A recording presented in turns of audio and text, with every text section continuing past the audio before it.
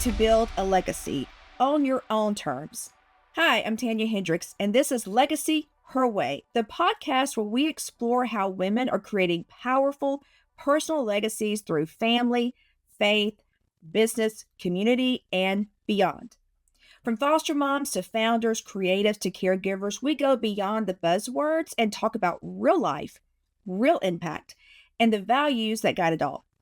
Whether you're building wealth, raising kids, or launching your next big thing, this space is for you. This episode is sponsored by Huntsville Estate Planning Lawyer, LLC, where we empower your vision and secure your future through estate planning and trademarks. So let's talk some legacy, her way, your way, the way that matters most. Today's guest is someone who is building a powerful personal legacy for herself and for others. Dana Stone is a life and business coach who founded Live and Rest Coaching. Dana specializes in productivity and profitability. She helps her clients get past the overwhelm and hurriedness of business and for them to pay themselves for their work and their business. I mean, what a great concept is that? She helps her clients design their ideal personal life so that work and business fit into that ideal life, not the other way around. She is also a wife and a mom. Dana is powerful, personable, and she is full of wisdom. So let's just dive right in. Welcome to the show, Dana. I'm so excited you're here with us today. Thanks for having me. I'm so excited. Yay. Well, I want to start out by giving the audience a little bit of biographical background on you. So tell us a little personal information so that we can understand your journey to becoming this amazing woman you are today. One day I woke up and I was like grown and I was like, what happened? How did I get here? And it's funny. It's like, I've lived all these lives. Do you ever just look back and you're like, oh my God, that was a different lifetime ago. Yeah. Was that actually me? So I actually I'm a mom of 4. Wow. I have 2 grown and 2 at home still. And then my oldest, I just became a grandmother. Yay! Congratulations. Yeah, it's so exciting. I've got a little 6-month-old grandbaby with my daughter. I have 3 boys and 1 girl. And, I did the path, the normal good girl, everyone does it path. I went to college. I got my big girl job. I did all the things, checked all the boxes. And I was like, oh my gosh, what am I doing? And so headed into the world of entrepreneurship and I haven't looked back. I keep redefining what success looks like for me. And in this season of life, I am the host of Rocket City Momentum Show. So it's a YouTube show. And just recently co-partnered with some other amazing people to start Rocket City Momentum Media and Coaching. All right. And we're actually going to talk about that. I do want us to talk about what's happening with Rocket City Momentum, whether it's the YouTube show or it's the media coaching business. But I want to come back to something you just said, which is you define success differently at different parts and different stages of your life. What does that success look like to you in this stage? Yeah, you know what? Success is somewhat of that legacy that you were talking about. And I would say this is something that I work with clients a lot about because vocabulary, I think, is important.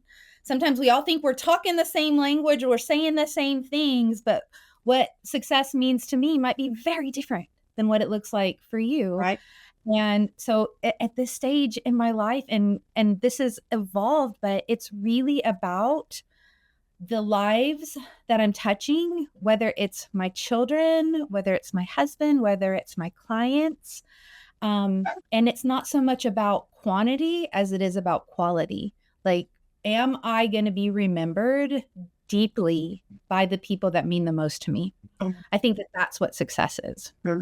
I'm glad you said it that way because I think we oftentimes equate success with having a lot of money in the bank account or driving a nice car or having the big house. But I think it's important for us to understand that success doesn't necessarily mean that, does it? Mm-mm. Mm-mm. It's being proud. I tell people a lot that one of my proudest moments is when I can be fully present in the moment that I'm in, the moment that I choose to be in right then, whether it is with my kids, being all in and not worrying about stuff that's going on in my work life, or even on the flip side, like I want to be able to be all in my work when I choose to be there and not worried that I'm feeling guilt or shame or whatever. Like, oh, I could be doing this with my kids right now, but I'm at work, right? Mhm. I want to be in the moment, whatever that moment is. Well, what would you say to the woman who's listening to this and going, well, that's great for Dana. She's got it figured out. But I'm a single mom, or, I'm stuck in this dead end job and I'm having to work extra hours, or I'm in this hourly job. I can't miss time to go to my kids' recital or ball practice.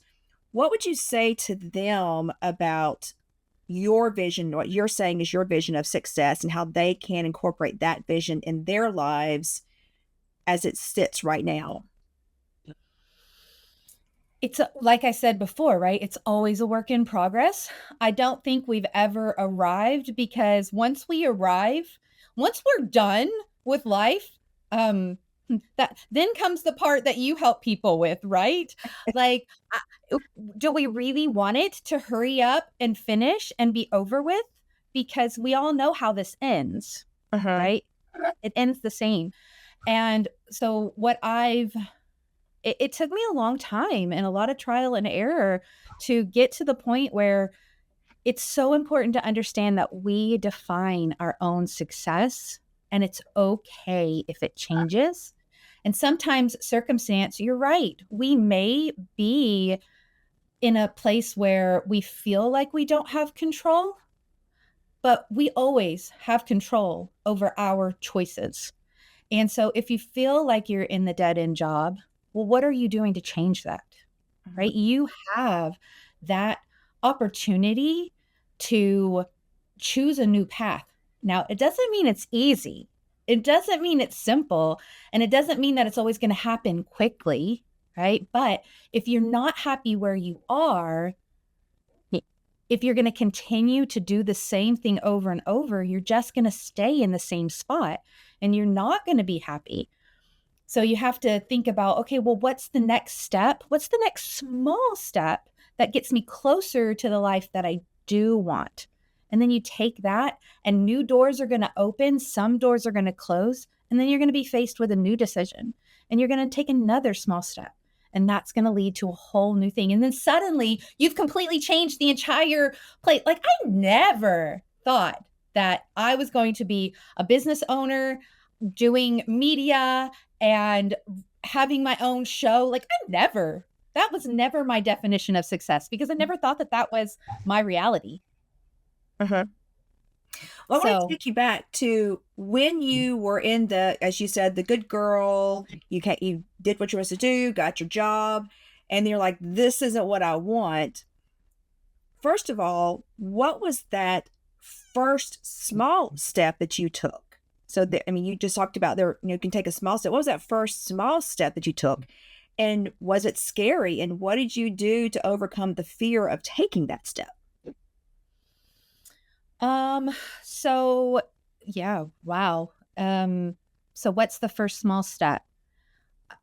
Maybe it's college, right? Maybe it's not. Maybe you decide to study a trades, um, or a trade. Like, what do you need? Maybe it's a decision, like you start to define, okay, what, when I have a really great day, what is it full of? What are the things that fulfill me? What do I want to spend more time doing? And easy enough to be like, hey, I want to be on vacation 24/7. Okay, that's awesome. Maybe you start looking for a rich man. I don't know. Um, but like We're not we promoting are that on the show, by the way. it's fine. Like maybe that's the life you want. Maybe that's Maybe what you so. need. But like you get to define it. So you decide like what fills your cup and what doesn't. And then the first small step is um maybe it's get up and go to work, right? Go to work, meaning figure out, well, what education do I need that would support that lifestyle? Do I need to change things? Do I already have that education and I've just not tapped into it? Yeah. Right? What is it that I need that I don't have right now? And how can I move forward with that? So say it's maybe there's a financial element to it, right? Maybe they need money to do whatever it is that, because we often do, right? We often need money to do whatever we need to do. So what can you do? How can you save in other places to put a little bit away for this future thing? How can you maybe earn some side money that's going to help pay for that? Right? Find a way, make a way, and find solutions instead of focusing on problems. So when you took your leap, did you Uh-huh. just take a leap or did you actually research? What prompted you to leave the corporate? Well, let's talk about when you left your job, your good girl job. What did you pivot and do? So I didn't do it all in one step for sure because I was actually the breadwinner in our family for a long time. And it wasn't just quitting wasn't something that I could do. I had to have an income and I had to have a reliable income. Mhm. And entrepreneurs will often see that you don't jump straight into reliable income Right. in that world, right? And so it was actually interesting. I had wanted to be an entrepreneur for a while, but I never really had a product. I didn't know what I was going to do. Mhm. And my youngest son was a year old and had not slept a single night. And I was working, 60-ish hours a week. And I was falling apart because he wasn't sleeping, which meant I wasn't sleeping, which meant like I was just a mess. And I found this program that said, hey, we can get your kid to sleep. And I implemented the program. And 5 nights later, he was sleeping 12 hours through the night. Wow. And it was so life changing that this light bulb went off in my head like, this is what I want to do. I want to help other families not face this. And so that next small step was I flew down to Florida and I started getting a certification on how can I help people with this problem? Like, how can I get families sleeping through the night? And I started that business and for about 5 years continued to work full-time in corporate while building this business on the side. So it wasn't instant success. It wasn't overnight, right? But it was slow and steady, and I just stuck with it and continued on. And thank So, you for is that saying good? that. Yeah, because Uh-huh.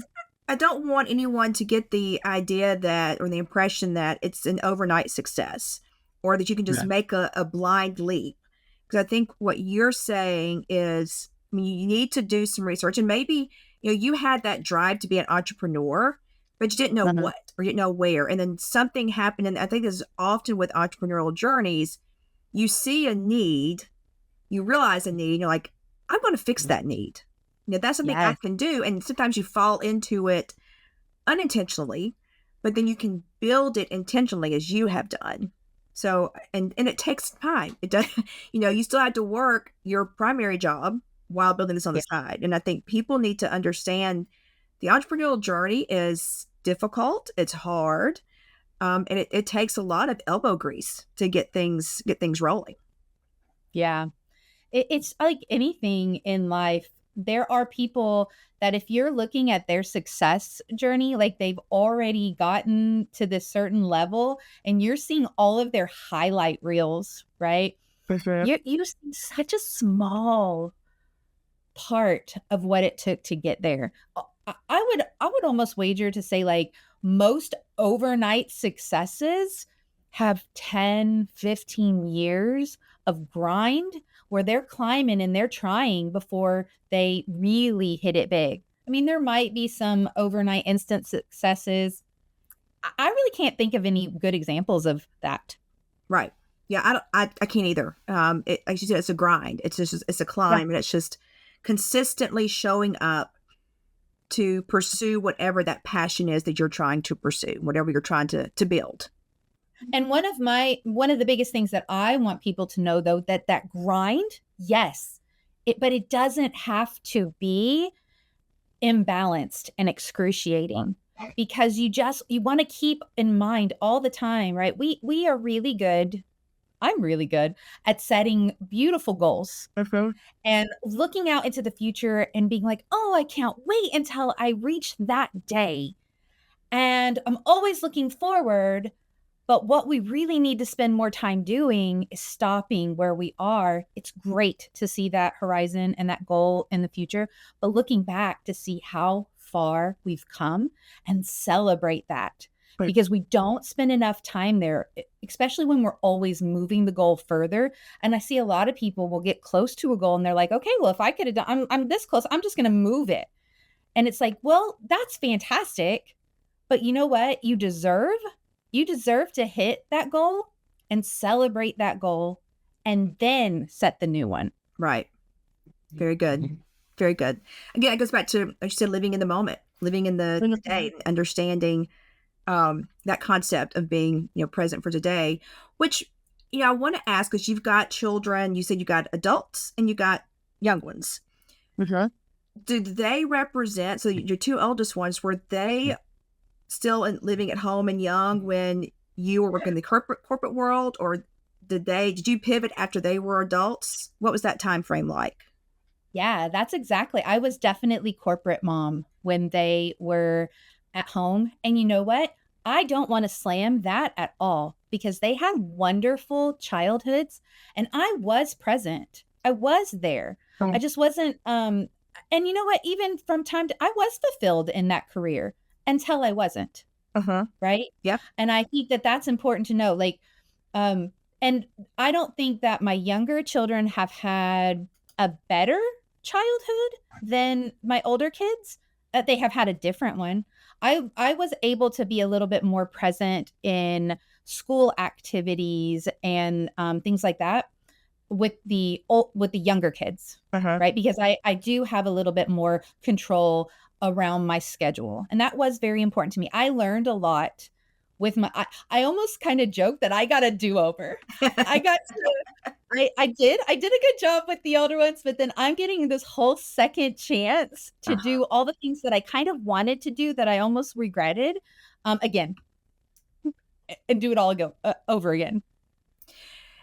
So because there is that difference, I'm wondering if what your children are inheriting from you will be different. So are you being intentional about what your children inherit from you? And I'm not talking about inheritance as in you're getting this house, you're getting this money. I'm talking about those things that, it's not physical inheritance.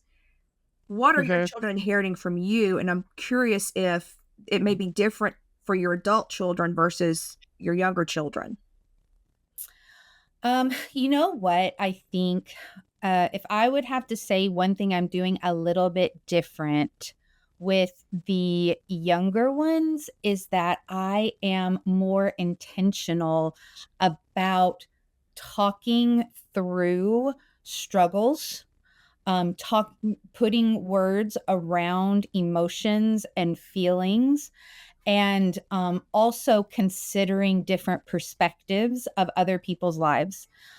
It's something that I I learned, through life, was that I would say younger me probably had more of a this is the right way to do things, and older me has a, well, there's a lot of right ways to do it. And what's right in this situation may really depend. And there's a lot of different perspectives around things. And being more open to discuss perspectives and differences, and that there's not always just one right way. Uh-huh. It's something that's very different between my sets of kids. Okay. Um, and what the older, so me and my daughter, so the one boy and the three boys and one girl, right? So I obviously get to talk to the girl a lot more about things like that. And I think that she almost got to grow up with me too. And she sees, we've talked about it. She sees the difference and what the journey has looked like. And I think she's taking some of that into her life as well, even though maybe that wasn't me when she was little, Mm-hmm. right? And just continuing to evolve. And so intentionally passing them down, like if there was anything, I would want to make sure it is curiosity and service. Um, and that we want to celebrate those wins together, even small ones, right? And permission, um, I really want to say giving them permission to rest, change directions. Like my husband jokes that I have like this 5-year timer. And he's like, every 5 years, it feels like you have to like change something up super big. And I mean, he's not wrong. I do. Some people are like, I don't like change. I'm like, oh, I need something. I need some adventure in my life. And so, really understanding what my core values are. Adventure is actually one of my core values. Nope. Not like adventure, like go on a roller coaster, right? I do not define it that way. But visiting all 400 state national parks in the US, that is adventure That's to nice. me. That's nice. Yeah. And so we talk a lot about what fills them up. And they're going on all these, like we're in 3 weeks, we are going on a RV tour. We're going to drive all the way up to Canada, go to Niagara Falls, Wow. hit some national parks along the way. And so that is my adventure. Wow. That'd be nice. That would be nice. So exciting. Well, and speaking of adventure, you are on a new venture with Rocket City Momentum Media and Coaching. Yeah. Tell us about that. So living, learning, right? Entrepreneurship can be very isolating. It can be lonely, right? And I got to the point where I love collaboration. I love teamwork. I love brainstorming. I like working with high energy, high caliber people. And so I would say this relationship is about 10 years in the making. And Lucas Lucas Scott, he is the owner of Skylar Scott Studios. I actually was his coach. He has done a lot of film production for me. And we just we work really well together. And we started hosting the Rocket City Momentum show together and just had such great collaboration that it kind of spawned and birthed this new baby where we're going to take the strategy and the coaching and like the story brand side of things, what I bring, and pair it with the video production, the high caliber, because he's able to capture it visually. Wow. I can tell the story, he can capture it visually, and together. And then we have Jennifer Smith is our third partner in this. And she kind of like levels us out, helps keep us on topic because we're both like spiraling ADHD. And she's like, hey, let's bring it in. Right. We've been doing this brainstorm all day yesterday and all day today. I actually took a break to come and do this. And it's just so great to see all of us playing off each other's strengths. Uh-huh. And so we're really trying to capture the story behind a brand Uh-huh. and bring it to life so that people can connect with their ideal clients easier. Building like the whole, like, how can I attract people to my brand and what I stand for?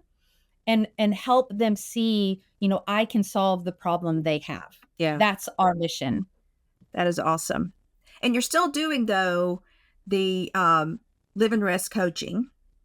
You're So what will happen is it's migrating into this business. So we'll still have my legacy products with the coaching. It'll just be coming through Rocket City Momentum more sooner rather than later. That's all a work in progress. And same with him and Skylar Scott Studios. It'll be starting to funnel into Rocket City Momentum. Nice. You mentioned legacy. So I want to ask you this. I mean, the title of the show is Legacy Her Way. What does that Okay. mean to you? What does a legacy mean? Well, Legacy Her Way. Oh, what does legacy her way? Um, Gosh, it's that ability to honor your design, right? Building with your intuition, because I think as women, we sometimes will snuff down our intuition, but it's listening and leaning into that with intention Uh-huh. and refusing to settle. That burnout is a badge of honor, because it's not. I suffered from that, right?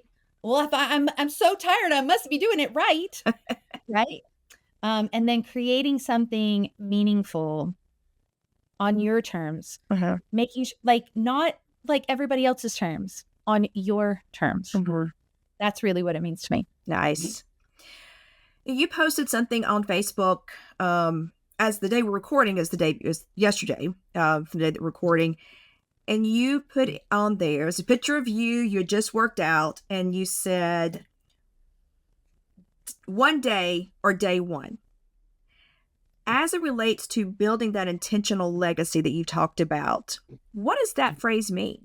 What does that phrase mean for the woman who's listening to this podcast today? It means stop putting things off for tomorrow. We don't have to start on the first of the month or on Monday or at 8 a.m. or you don't need a clean slate. Everything doesn't have to be perfect. You just have to start.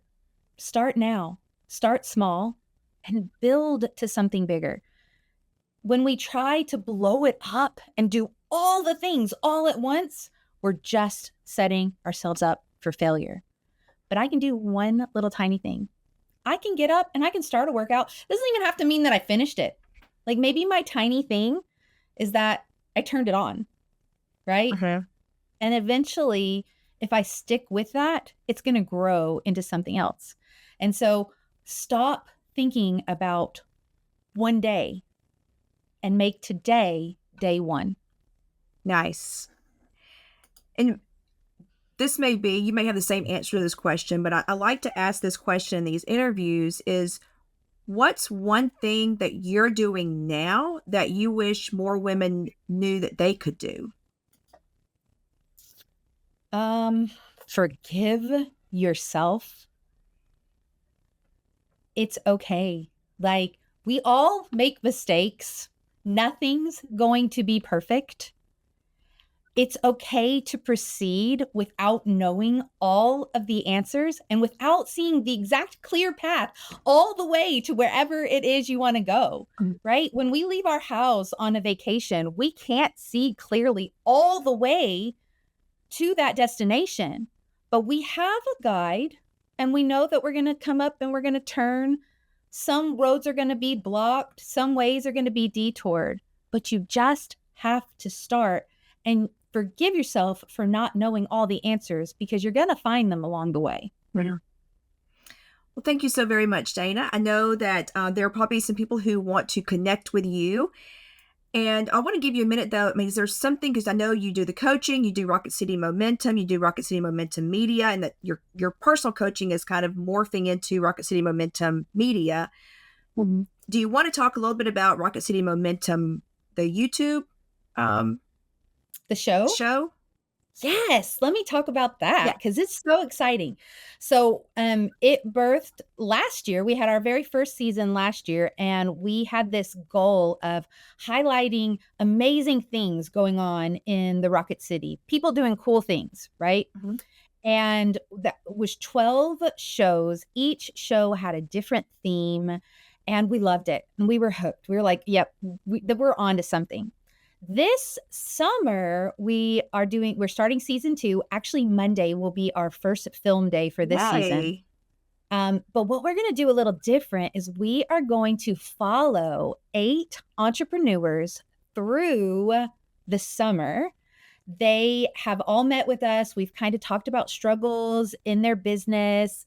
They're all the way from a side hustle, still working a full-time job, to trying to scale from 1 million to 5 million, right? So we have everything in between, Nice. and we'll be issuing them a challenge and then holding them through some coaching and different things, because we know out of sight is out of mind. Uh-huh. And sometimes we set a goal, and while we have every intention of hitting it, a little bit of time passes, and the further you get from that decision, the less likely you are to follow through. Yeah. And so we're going to work with them through the summer. We're going to follow them along, and then we're going to have a wrap up episode where we kind of see, like, okay, where did they go? Maybe they didn't hit it all the way, but they learned some things along the way. Uh-huh.